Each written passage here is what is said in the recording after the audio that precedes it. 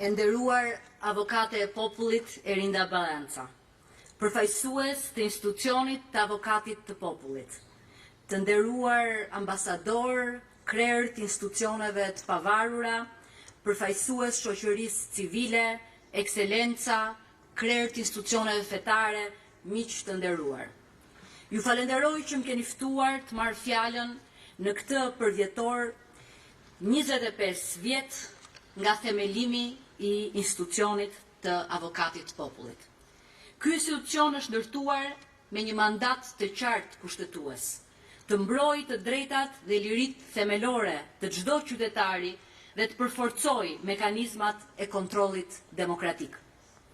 Duke qenë një institucion i ri në një shtet i cili vinte nga një përvojë e gjatë e shpërfilljes dhe shtypjes së të drejtave të njeriut, avokati i popullit është dashur që përgjatë 25 vjetëve jo vetëm të kryej detyrën e tij si mbrojtës i të drejtave të njeriut, por edhe të edukojë.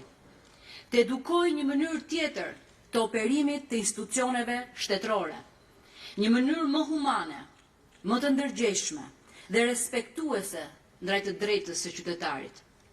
Të jemi të qartë, nëse ka një vijë demarkacioni ku ndahet një shtet demokratik nga një autokraci brutale, kjo është qasja e superstrukturës së shtetit ndaj qytetarit të vet.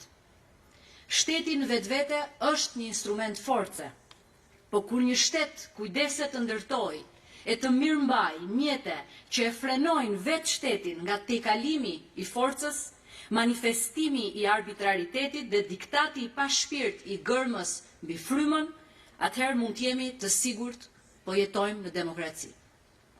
Apo më qartë akoma, nëse ngrem pyetjen e thjeshtë, emri i çdo kafshë është demokracia, atëherë përgjigja më e përafërt me të vërtetën do të ishte ajo që besonte ndoshta në mënyrë egzotike një ëndrrimtar i hershëm e kontrovers i Republikës, sigurisht evropian si Robespierre. Kur virtyti dobësohet, Republika rrëshqet drejt tiranisë. Virtyti është ai pa të cilin forca brutale e makinës shtetërore shfrenohet. Dhe pse kjo forcë shtetërore është ajo gjë pa të cilën virtyti është i pakuptimt. Andaj në këtë 25 vjetor e ndiej detyrë pra t'i them avokatit popullit, faleminderit që punoni çdo ditë, ta mbani punën e institucioneve tona të virtytshme e kësaj edhe Republikën tonë demokratike. Gjatë çereshkullit të fundit, avokati i popullit ka zhvilluar një gamë të gjerë iniciativash, nga shqyrtimi i ankesave individuale deri te artimi i raporteve vjetore e rekomandimeve ligjore, të cilat kanë ndihmuar në zbulimin e dobësive në administrat dhe në forcimin e transparencës. Përmes bashkëpunimit me Kuvendin, ky institucion ka kontribuar në korrigjimin e çështjeve të drejtësisë sociale, në përmirësimin e shërbimeve publike dhe në ngritjen e standardeve të trajtimit të grupeve më vulnerabël. Kuvendi i Shqipërisë ka pranuar dhe ka trajtuar me seriozitet shumicën e rekomandimeve që vijnë nga avokati i popullit. Kjo sinergji ka sjellë ndryshime konkrete, për shembull, rishikimi i procedurave të mbrojtjes së fëmijëve në sistemin social, përforcimi i mbikëqyrjes së institucioneve në vuajtje së dënimit dhe ndërhyrjet në reformën e shërbimeve shëndetësore për pacientët kronik. Ndërkohë që shohim përpara drejt procesit të antarësimit të përshpejtuar në Bashkimin Evropian, roli i avokatit të popullit merr edhe më shumë peshë, edhe më shumë gravitet. Integrimi në familjen tonë natyrale europiane kërkon përputhje të plotë me standardet e të drejtave të njeriut dhe me mekanizmat e pavarur të mbikëqyrjes. Europa dhe institucionet e saj, më shumë se mbi gjithçka tjetër, janë të ndërtuara mbi vlerat, e në qendër të tyre qëndron njeriu, të drejtat e tij të palienueshme dhe dinjiteti i tij i pacënueshëm.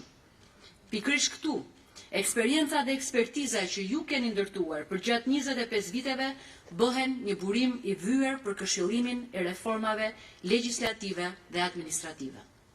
Si kryetare e Kuvendit, dua të theksoj se sfidat e së ardhmes kërkojnë një përkushtim të përbashkët Zbatimi i rekomandimeve tuaja, bashkëpunimi në ngritjen e legjislacionit bashkohor dhe shkëmbimi të dhënave mbi praktikat më të mira ndërkombëtare janë element kryesor për të forcuar besimin e qytetarëve te institucionet.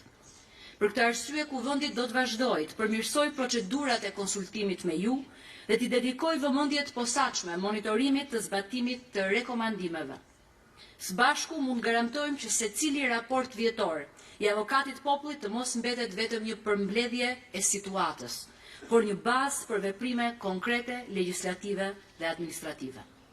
Në këtë kontekst i ftoj të gjitha grupet parlamentare, komisionet përkatëse dhe institucionet e qeverisjes vendore e qendrore të bashkohen në forume të rregullta dialogu me avokatin e popullit dhe me Kuvendin e Shqipërisë.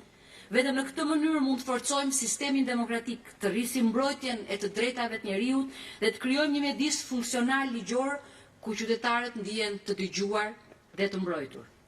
E nisa me tribunin e qartun të komunës pariziene, por dua ta mbyll me një shprehje të kancelares gjermane Angela Merkel që duket si e krijuar enkas për avokatin e popullit.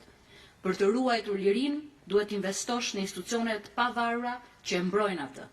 Faleminderit dhe gëzuar 25 vjetorin e avokatit popullit. Faleminderit zonja Spiropali për mesazhin tuaj në këtë 25 vjetor. Të nderuar të ftuar, me fjalën e kryetares së Kuvendit e përmbyllim ceremoninë zyrtare të këtij përvjetori, ndërsa ju ftojmë të qëndroni me ne për të vijuar me pjesën tjetër të programit. Njëkohësisht, gjem rastin të shprehim falënderimin e përzemërt për